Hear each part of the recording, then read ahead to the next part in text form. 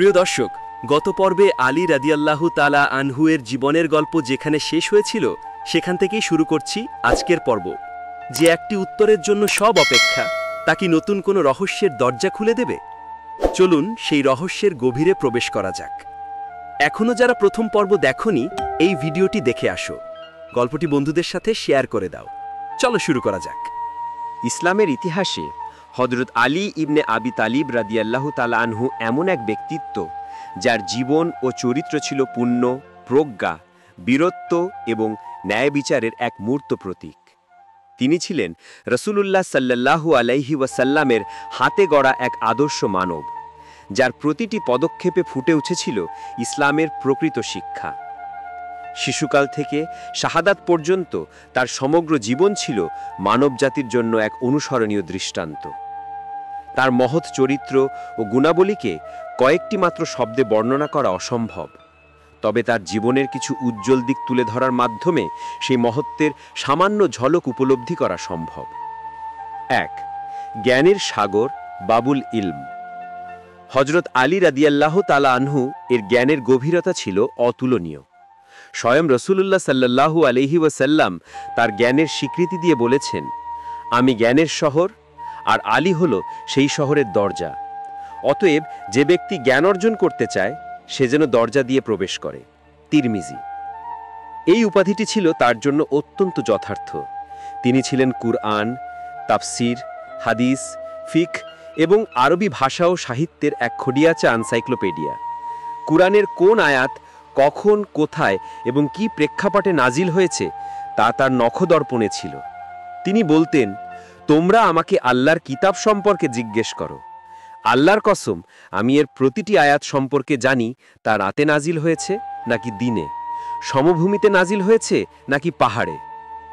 তার প্রজ্ঞা ও বিচারিক ক্ষমতা ছিল কিংবদন্তি তুল্য। খলিফা উমর ইবনুল খাট্টাব রাদিয়াল্লাহু তাআলা আনহু প্রায়শই জটিল আইনি ও ধর্মীয় বিষয়ে তার সাথে পরামর্শ করতেন এবং বলতেন, আলী না থাকলে উমর ধ্বংস হয়ে যেত। তার জ্ঞানগর্ভ আলোচনা, খুতবা এবং পত্রাবলী পরবর্তীতে নাহজুল বালাগা নামক গ্রন্থে সংকলিত হয়েছে, যা আরবি সাহিত্যের এক অমূল্য সম্পদ হিসেবে আজও সমাদৃত। ২. আল্লাহর সিংহ আসাদুল্লাহ, অসীম বীরত্ব ও সাহসিকতা। হযরত আলী রাদিয়াল্লাহু তাআলা আনহু এর বীরত্ব ছিল প্রবাদ তুল্য। রাসূলুল্লাহ সাল্লাল্লাহু আলাইহি ওয়াসাল্লাম তাকে আসাদুল্লাহ বা আল্লাহর সিংহ উপাধিতে ভূষিত করেছিলেন। বদর, উহুদ, খন্দক, খায়বার, ইসলামের ইতিহাসের এমন কোনো গুরুত্বপূর্ণ যুদ্ধ নেই যেখানে তার তরবারি জুলফিকার ইসলামের শত্রুদের বুকে কম্পন সৃষ্টি করেনি। বদর যুদ্ধে তিনি কুরাইশদের অন্যতম শ্রেষ্ঠ যোদ্ধা ওয়ালিদ ইবনে উতবাকে দ্বন্দ্বযুদ্ধে হত্যা করে মুসলিম বাহিনীর মনোবল বহুগুণে বাড়িয়ে দেন।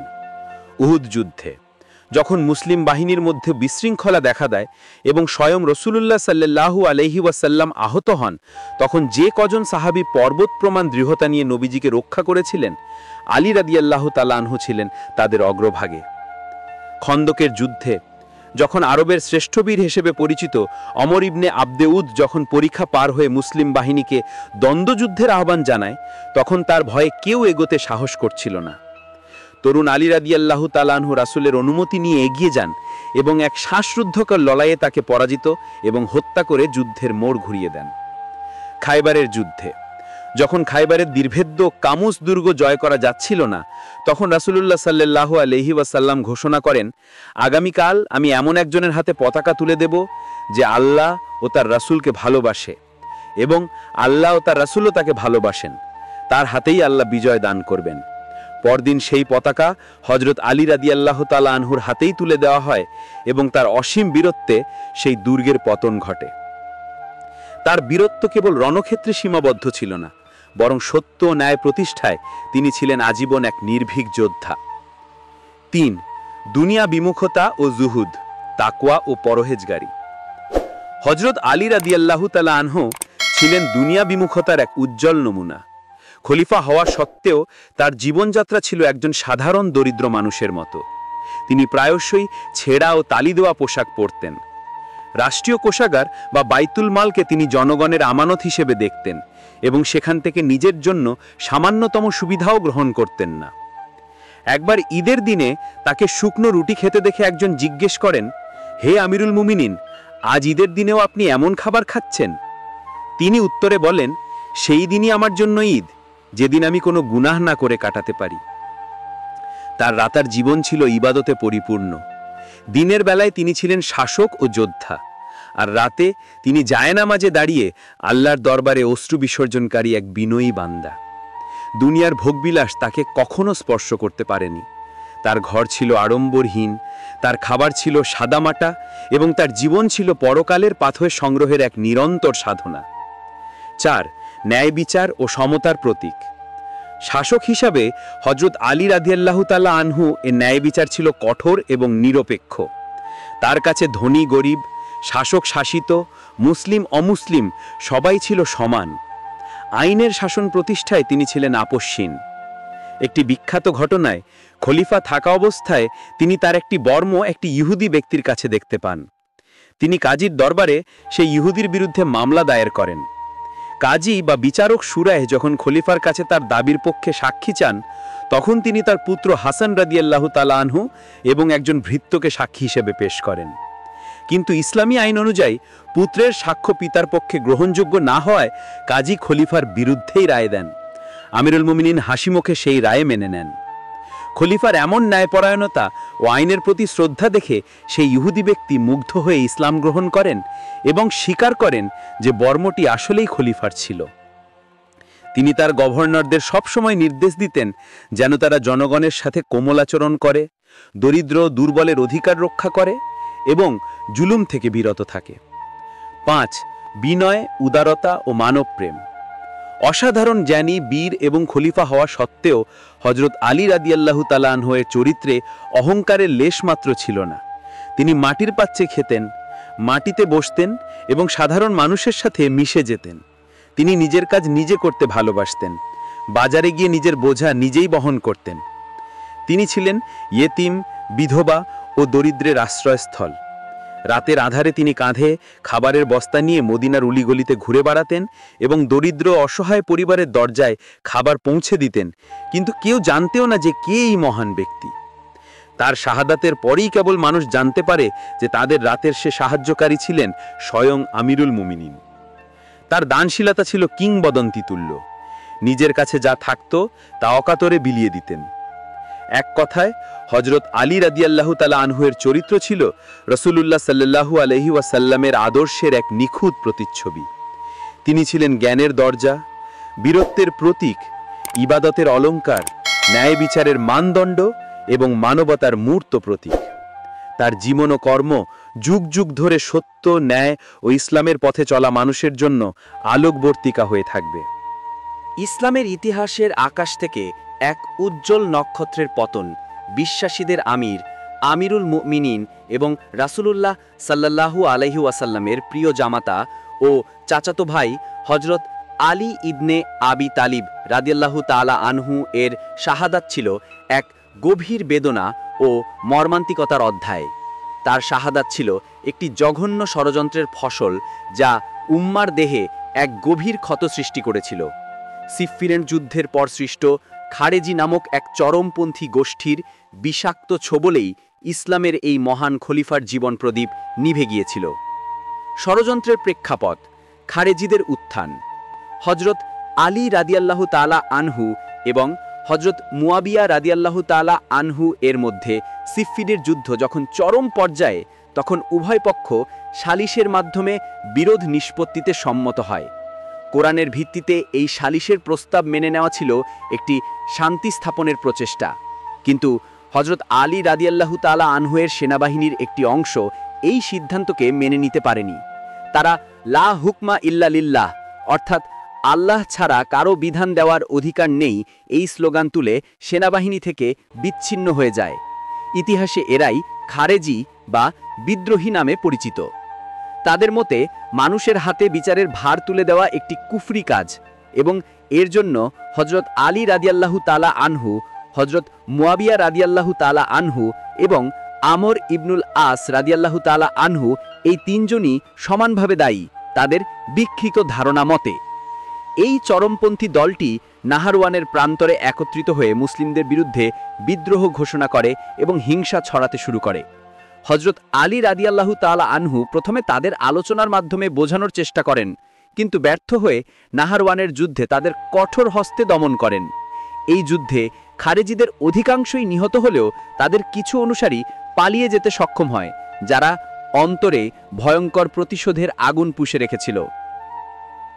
মক্কার গোপন বৈঠক ও ভয়ঙ্কর ত্রিমুখী ষড়যন্ত্র। নাহারওয়ানের পরাজয়ের পর বেঁচে যাওয়া খারেজিরা ইসলামের মূল কেন্দ্রগুলোতে ছড়িয়ে পড়ে এবং গোপনে তাদের কার্যক্রম চালাতে থাকে। এমনই 3 খারেজি আব্দুর রহমান ইবনে মুলজাম, বুরাক ইবনে আবদুল্লাহ এবং আমর ইবনে বকর পবিত্র মক্কা নগরীতে একত্রিত হয়ে নাহারওয়ানে নিহত তাদের সঙ্গীদের জন্য শোক প্রকাশ করে এবং মুসলিম উম্মার তৎকালীন বিভেদ ও রক্তপাতের জন্য 3 জন ব্যক্তিকে দায়ী করে এক ভয়ঙ্কর ষড়যন্ত্রের জাল বনে। তাদের মতে এই সংকটের মূল হোতা হলেন হজরত আলী রাদিয়াল্লাহু তাআলা আনহু, কুফার শাসক হজরত মুয়াবিয়া রাদিয়াল্লাহু তাআলা আনহু, সিরিয়ার শাসক, এবং হজরত আমর ইবনুল আস রাদিয়াল্লাহু তাআলা আনহু, মিশরের শাসক। তারা সিদ্ধান্ত নেয় যে মুসলিম উম্মাকে এই সংকট থেকে মুক্তি দিতে হলে এই 3 জনকে একই দিনে দুনিয়া থেকে সরিয়ে দিতে হবে। তারা প্রতিজ্ঞা করে যে এই কাজ করতে গিয়ে তারা মরতেও প্রস্তুত। পরিকল্পনা অনুযায়ী 1. আব্দুর রহমান ইবনে মুলজামকে দায়িত্ব দেওয়া হয় কুফায় গিয়ে হজরত আলী রাদিয়াল্লাহু তাআলা আনহুকে হত্যা করার। 2. বুরাক ইবনে আবদুল্লাহকে দায়িত্ব দেওয়া হয় দামেশকে গিয়ে হজরত মুয়াবিয়া রাদিয়াল্লাহু তাআলা আনহুকে হত্যা করার। 3. আমর ইবনে বকরকে দায়িত্ব দেওয়া হয় ফুস্তাতে অর্থাৎ মিশরে গিয়ে হজরত আমর ইবনুল আস রাদিয়াল্লাহু তাআলা আনহুকে হত্যা করার। তারা এই নারকীয় পরিকল্পনা বাস্তবায়নের জন্য 40 হিজরির 17 রমজান, মতান্তরে 19 রমজান শুক্রবার ফজরের নামাজের সময়কে নির্ধারণ করে। প্রত্যেকেই নিজ নিজ বিষমাখা তরবারি নিয়ে নির্দিষ্ট লক্ষ্যের দিকে যাত্রা করে। কুফার সেই অভিশপ্ত ভোর। ষড়যন্ত্রকারী আব্দুর রহমান ইবনে মুলজাম কুফায় এসে পৌঁছায়। সে তার আসল উদ্দেশ্য গোপন রেখে স্বাভাবিক জীবনযাপন করতে থাকে। এমনকি সে কিন্দা গোত্রের এক খারেজি মহিলার প্রেমে পড়ে, যার পিতা ও ভাই নাহারওয়ানের যুদ্ধে নিহত হয়েছিল। সেই মহিলাও এই শর্তে ইবনে মুলজামকে বিয়ে করতে রাজি হয় যে তার মহরানা হবে হজরত আলী রাদিয়াল্লাহু তাআলা আনহু এর মস্তক। এই ঘটনা ইবনে মুলজামের প্রতিশোধের আগুনকে আরও তীব্র করে তোলে। 40 হিজরির 19 রমজান শুক্রবার রাত থেকেই কুফার আকাশে যেন এক বিষাদের ছায়া নেমে এসেছিল। হজরত আলী রাদিয়াল্লাহু তাআলা আনহু নিজেও যেন তার আসন্ন বিদায়ের ইঙ্গিত পাচ্ছিলেন। বর্ণিত আছে তিনি সেই রাতে বারবার আকাশের দিকে তাকাচ্ছিলেন আর বলছিলেন, আল্লাহর কসম আমি মিথ্যা বলছি না, আর আমাকে মিথ্যা বলাও হয়নি। এটাই সেই রাত যার প্রতিশ্রুতি আমাকে দেওয়া হয়েছিল। ভোরের আলো ফোটার আগে তিনি ফজরের নামাজের জন্য মুসল্লিদের জাগাতে এবং আজানের জন্য মসজিদের দিকে রওনা হন। তিনি যখন আসসালাহ আসসালাহ অর্থাৎ নামাজের জন্য এসো বলে ডাকতে ডাকতে মসজিদের দরজায় প্রবেশ করছিলেন, ঠিক তখনই আগে থেকে ওত পেতে থাকা ইবনে মুলজাম এবং তার 2 সহযোগী অতর্কিত তার উপর ঝাঁপিয়ে পড়ে। পাপিষ্ঠ ইবনে মুলজাম তার বিষাক্ত তরবারি দিয়ে হজরত আলী রাদিয়াল্লাহু তাআলা আনহু এর মাথায় এমনভাবে আঘাত করে যে তা তার মস্তিষ্ক পর্যন্ত পৌঁছে যায়। রক্তাক্ত অবস্থায় তিনি মাটিতে লুটিয়ে পড়েন। তার মুখ থেকে উচ্চারিত হয় সেই অমর বাণী, ফুজতু ওয়া রাব্বুল কাবা, কাবার প্রভুর কসম আমি সফল হয়েছি। তার কাছে দুনিয়ার জীবনের অবসান ছিল শাহাদাতের মাধ্যমে রবের সাথে মিলিত হবার সফলতা। মসজিদে উপস্থিত মুসল্লিরা হতমম্ব হয়ে যায়। তারা দ্রুত আততায়ীদের পাকড়াও করে। ইবনে মুলজাম ধরা পড়লেও তার সঙ্গীরা পালিয়ে যায়। শেষ ওয়াসিয়াত ও মহানুভবতার পরাকাষ্ঠা। আহত ও রক্তাক্ত অবস্থায় হজরত আলী রাদিয়াল্লাহু তাআলা আনহুকে তার ঘরে নিয়ে যাওয়া হয়। বিষের ক্রিয়া ধীরে ধীরে তার সারা শরীরে ছড়িয়ে পড়ছিল। তিনি বুঝতে পারছিলেন তার সময় ঘনিয়ে এসেছে। এই চরম মুহূর্তেও তিনি ন্যায় বিচার ও মহানুভবতার যে দৃষ্টান্ত স্থাপন করে গেছেন তা ইতিহাসে বিরল। তিনি তার পুত্র হজরত হাসান ও হুসাইন রাদিয়াল্লাহু তাআলা আনহুমাকে কাছে ডেকে আনেন এবং এক কালজয়ী অন্তিম উপদেশ ওয়াসিয়াত প্রদান করেন। তিনি বলেন, আমার সন্তানেরা, আমি তোমাদের আল্লাহকে ভয় করার উপদেশ দিচ্ছি। দুনিয়ার পিছনে ছুটবে না, যদিও দুনিয়া তোমাদের পিছনে ছোটে। যা পাওনি তার জন্য আফসোস করবে না, সর্বদা সত্য কথা বলবে, এতিমের প্রতি দয়া করবে, অসহায়কে সাহায্য করবে, জালিমকে ঘৃণা করবে এবং মজলুমের পক্ষে থাকবে। এরপর তিনি তার হত্যাকারী ইবনে মুলজামের বিষয়ে নির্দেশ দেন। তিনি বলেন, তার সাথে উত্তম ব্যবহার করবে, তাকে ভালো খাবার দেবে, নরম বিছানায় রাখবে। যদি আমি বেঁচে যাই তবে আমি তাকে ক্ষমা করব, অথবা কিসাস বা প্রতিশোধ সে নেব, সে সিদ্ধান্ত আমার। আর যদি আমি মারা যাই তাহলে তোমরা তাকে কেবল একটি আঘাতের বিনিময়ে একটি আঘাতই করবে। মনে রেখো, হত্যার বদলে সীমা লঙ্ঘন করবে না। নিশ্চয়ই আল্লাহ সীমা লঙ্ঘনকারীদের পছন্দ করেন না। এক চরম শত্রুর প্রতিও তার এই নির্দেশ ছিল তার মহানুভবতা ও ন্যায় বিচারের এক অবিস্মরণীয় উদাহরণ। জান্নাতের পথে যাত্রা। 2 দিন পর 21 রমজান 40 হিজরি 28 জানুয়ারি 661 খ্রিস্টাব্দে 63 বছর বয়সে জ্ঞানের শহরের দরজা, আল্লাহর সিংহ আমিরুল মুমিনিন হজরত আলী রাদিয়াল্লাহু তাআলা আনহু শাহাদাতের সুধা পান করে তার মহান রবের সান্নিধ্যে চলে যান। ইন্না লিল্লাহি ওয়া ইন্না ইলাইহি রাজিউন। তার পুত্র হজরত হাসান, হুসাইন ও মোহাম্মদ ইবনুল হানাফিয়া রাদিয়াল্লাহু তাআলা আনহুম তাকে গোসল দেন এবং হজরত হাসান রাদিয়াল্লাহু তাআলা আনহু তার জানাজার নামাজের ইমামতি করেন। কুফার দারুল ইমানাতে অত্যন্ত গোপনীয়তার সাথে তাকে দাফন করা হয়, কারণ খারেজিদের দ্বারা তার পবিত্র দেহ অপমানিত হবার আশঙ্কা ছিল। অন্যদিকে দামেশকে হজরত মুয়াবিয়া রাদিয়াল্লাহু তাআলা আনহু আহত হলেও প্রাণে বেঁচে যান এবং মিশরে সেদিন হজরত আমর ইবনুল আস রাদিয়াল্লাহু তাআলা আনহু অসুস্থ থাকায় তার পরিবর্তে নামাজ পড়াতে গিয়া সেনাপতি খারেজা ইবনে হুজাফা আততায়ীর হাতে নিহত হন।